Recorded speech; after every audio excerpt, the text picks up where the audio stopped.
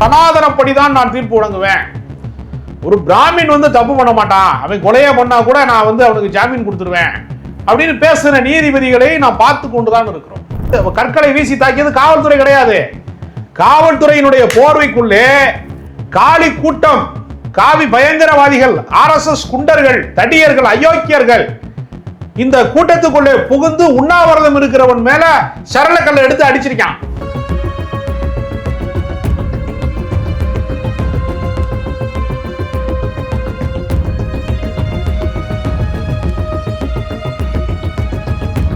இது RSS உடைய குண்டர்கள் சீருடை அணிந்து, காவல்துறை போல சீருடை அணிந்து அவன் கல்லை விட்டு அடிச்சு பார்க்கிறான்.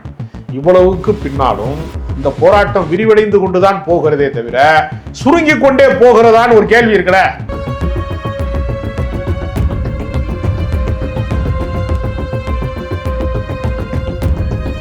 எதிர்கட்சி தலைவர் உதயநிதி ஒரு வன்மையான கண்டனத்தை பதிவிடுறாரு. ஒரு கூக்குரலோடு அந்த பதிவு இருக்குது. இதை எப்படி எடுத்துக்கிறது? பாஜக கூட இணங்கி போறாரா விஜய்? அதாவது பாஜகவை பார்த்து பயப்படுகிறார், இணங்கி போறாரு என்பது ஒரு ஸ்டேட்மெண்டா இருக்கு.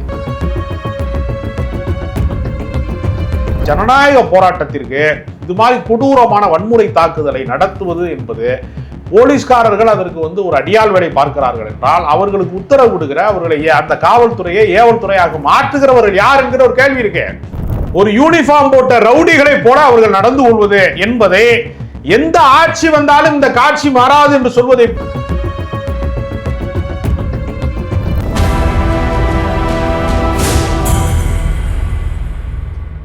நியூஸ்மேட் நேயர்களுக்கு வணக்கம். இன்றைய நேர்களில் நம்மோடு இணைந்திருக்கிறார் மூத்த அரசியல் விமர்சகர், பத்திரிகையாளர் திரு ராஜகம்பீரன் அவர்கள். வணக்கம். வணக்கம். டெல்லி ஜந்தன் மந்திரில் ஒரு பெரிய போராட்டம் நடந்துருக்கு. மாணவர்களுக்கு தடியடியெல்லாம் நடக்குது. எல்லா கட்சி தலைவர்களும் அதையொட்டி ஒரு கண்டன அறிக்கையை கொடுக்குறாங்க. முக்கியமாக உச்சநீதிமன்றம் நீதிபதி ஒரு பதில் சொல்லியிருக்காரு.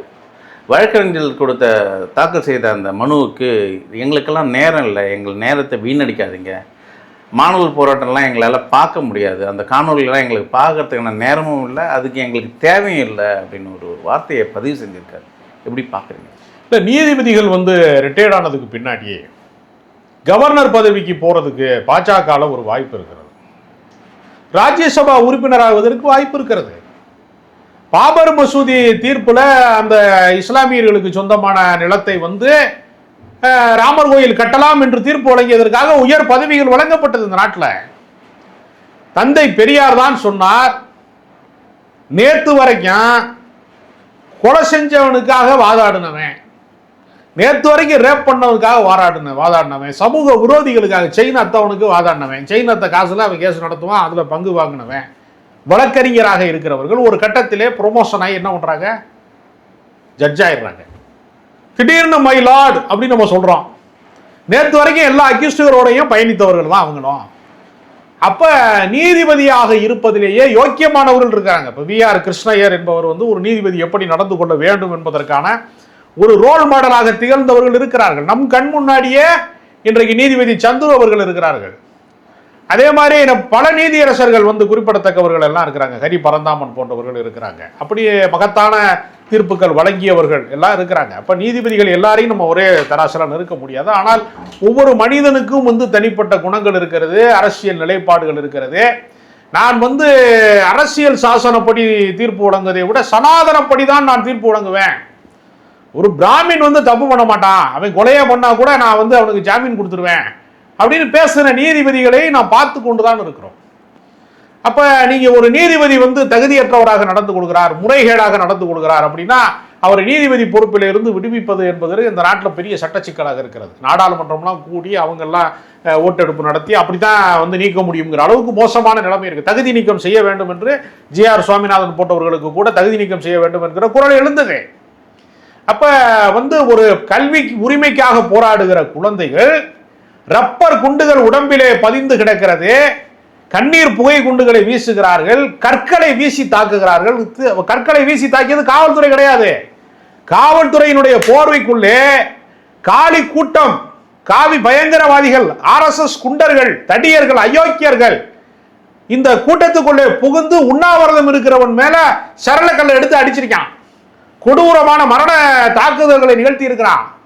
அப்ப வந்து வாழ்வா நம்மளுக்கான கல்வி உரிமையா என்று வருகிற போது சோனம் போன்றவர்கள் கல்வியாளர்கள், மனித உரிமை செயல்பாட்டாளர்கள் உயிரை பணைய வைத்து போராடி கொண்டிருக்கிறார்கள்.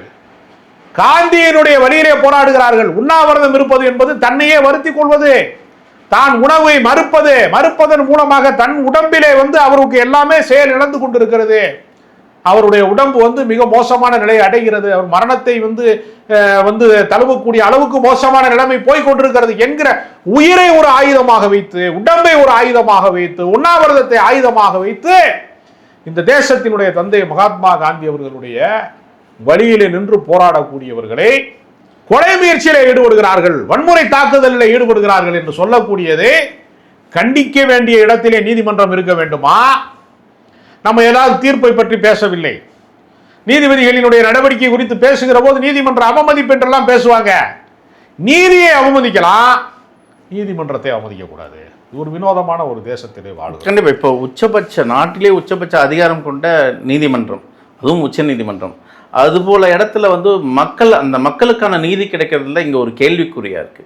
குறிப்பா வருங்கால சங்கதியினர் அவங்களுக்காக ஒரு போராட்டம் நடத்தும் போது அவங்களை ஒடுக்குமுறையை கையாளுறாங்க. அதை கேள்வி கேட்க இங்க நாதியற்று கிடக்கதா நாடு? இல்ல, நாதியற்று கிடப்பதாக நாம் சொல்ல முடியாது. நீங்க யோசிச்சு பாருங்க, பாஜக வந்து காங்கிரஸ் இல்லாத இந்தியா, கழகங்கள் இல்லாத தமிழ்நாடு என்றெல்லாம் அவர்கள் முழக்கத்தை முன்வைத்தார்கள். காங்கிரஸை கூட அவர்கள் அரசியல் ரீதியாக வீழ்த்தி விட்டார்கள். ஆனால் அவர்கள் எதிர்பார்க்காத வண்ணமாக காக்ரோச் ஜனதா பார்ட்டியிலே இந்த இளைஞர்கள் திரண்டு வருவதை, மாணவர்கள் திரண்டு வருவதை ஒரு தன்னெழுச்சியாக, மெட்ரோ நிலையங்கள் எல்லா வாசல்களும் மூடப்படுகிறது, தன்னெழுச்சியாக திரண்டு வருகிறார்கள். தடியடி நடக்கிறது. தடியடிக்கு 5 ஓடுவார்கள் என்று பார்த்தா என்னை அடி அடி என்று ஒரு மாணவன் வந்து ஆவேசமாக கூக்குரல் போடுகிறான். இதையெல்லாம் வந்து இப்படிப்பட்ட வீரம் செறிந்த போராட்டத்தை வந்து நம்ம வந்து பார்த்ததே இல்லை இந்த தலைமுறையை சார்ந்தவர்கள். அப்படி மிகப்பெரிய பிரம்மாண்டமான ஒரு போராட்டம் நடக்கிறது. நீங்க வழக்கமாகவே போராட்டத்தை கலைப்பதற்கு பாஜக பல உத்திகளை கையாளும்.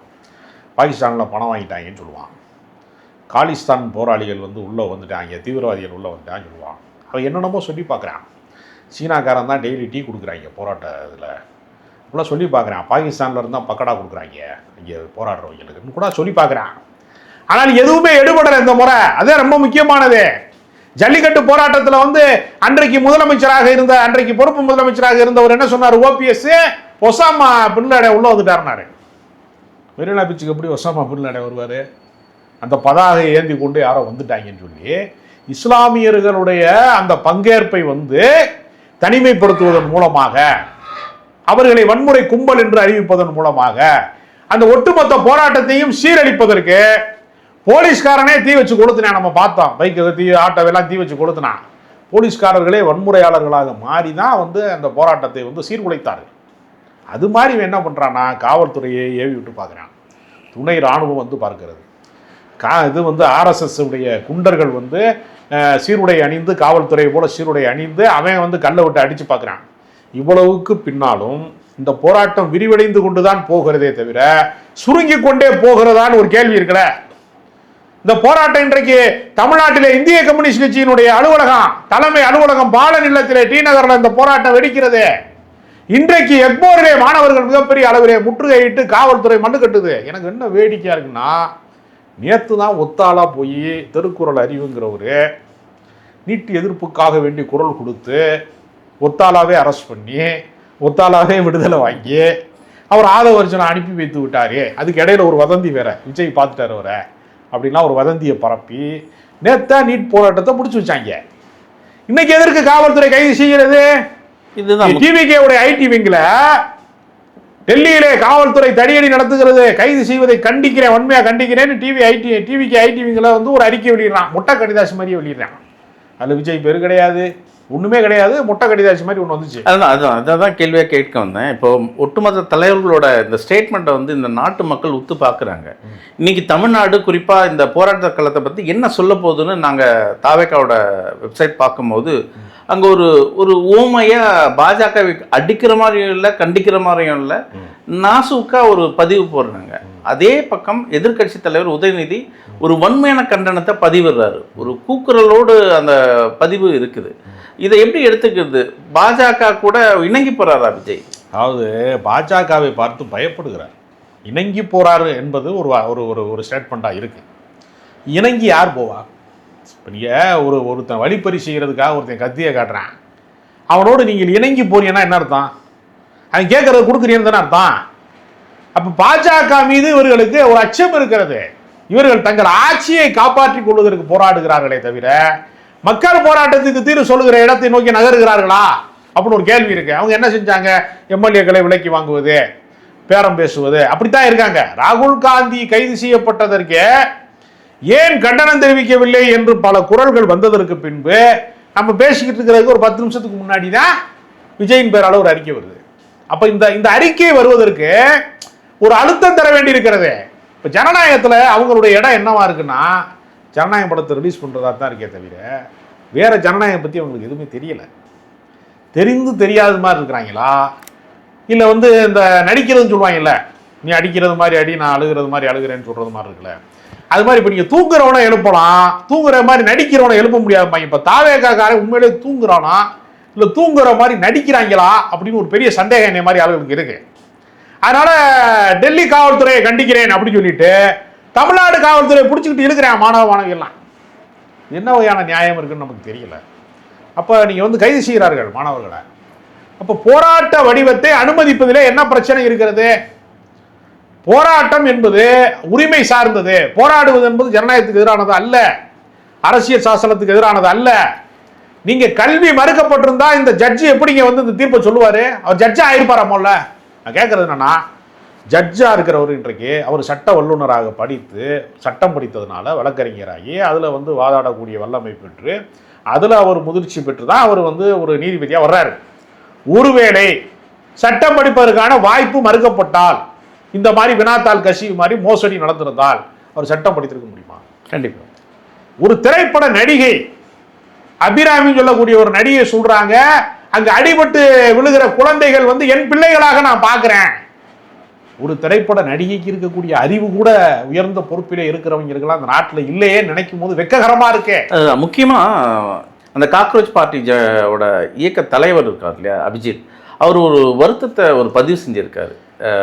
முதல்ல என்னை மன்னிக்கணும், பெண்களும் சரி, இளைஞர்களும் சரி, குழந்தைகளும் சரி, உங்களை என்னால் நான் காப்பாற்ற முடியல, என்னை நம்பி வந்திருக்கீங்க, இங்கே உங்களுக்கான அந்த அநியாயத்தை என்னால் குரல் கொடுத்து தடுக்க முடியல, உங்களை காவல்துறையிடமிருந்து நாங்கள் கொஞ்சம் தள்ளி வச்சிருக்கணும், அதை நாங்கள் தவறிட்டோம் அப்படின்னு வருத்தம் தெரிவித்து மன்னிப்பு கேட்குறாரு. முக்கியமாக பெண்கள் இடுப்பில் போலீஸ் லட்டியை விட்டு அடிக்கிற அந்த காணொலி இருக்குல்ல, ரொம்ப மனசை கசப்பாக. அதாவது காவல்துறையிலே இருக்கிறவர்கள் மிருகத்தனமாக தாக்குவது, ஆளுகிற அரசாங்கத்திற்கு அடியாள் வேலை பார்ப்பது, ஒரு யூனிஃபார்ம் போட்ட ரவுடிகளை போல அவர்கள் நடந்து கொள்வது என்பதை எந்த ஆட்சி வந்தாலும் இந்த காட்சி மாறாது என்று சொல்வதை போல எல்லா காலத்திலையுமே நீங்க பாருங்க. விடுதலை போராட்ட காலத்திலேயே நீங்க பாருங்க, பிரிட்டிஷ்காரனுடைய போலீஸ்காரன் எப்படி அடித்து நீங்க திருப்பூர் குமரனை அடிச்சே கொண்டாங்க. இதே மாதிரி நீங்க இந்திய எதிர்ப்பு போராட்டத்தை எடுத்துங்க, மாணவர்கள் மீது குரூரமான தாக்குதலை, கொலைவெறி தாக்குதலை அன்றைக்கு நடத்தினார்கள். பல பேர் உயிரை துப்பாக்கி சூட்டிலே உயிரிழந்திருக்கிறார்கள். இன்றைக்கும் சிதம்பரம் அண்ணாமலை பல்கலைக்கழகத்தினுடைய வாசலிலே ராசேந்திரனுக்கு சிலை நிறுத்தப்பட்டிருக்கிறது. அதெல்லாம் துப்பாக்கி சூட்டிலே உயிரிழந்திருக்கிறார்கள். எப்பொழுதுமே தங்கள் மொழியை காப்பதற்காக, தங்களுடைய கல்வியை காப்பதற்காக, பண்பாட்டை காப்பதற்காக நடக்கிற ஜனநாயக போராட்டத்திற்கு இது மாதிரி கொடூரமான வன்முறை தாக்குதலை நடத்துவது என்பது, போலீஸ்காரர்கள் அதற்கு ஒரு அடியாள் வேலை பார்க்கிறார்கள் என்றால் அவர்களுக்கு உத்தரவு கொடுக்கிற, அவர்களை அந்த காவல்துறையை ஏவல் துறையாக மாற்றுகிறவர்கள் யார் என்கிற ஒரு கேள்வி இருக்கு. இதற்கு யார் பொறுப்பேற்கணும்? அமித்ஷா பொறுப்பேற்கணும், மோடி பொறுப்பேற்கணும்.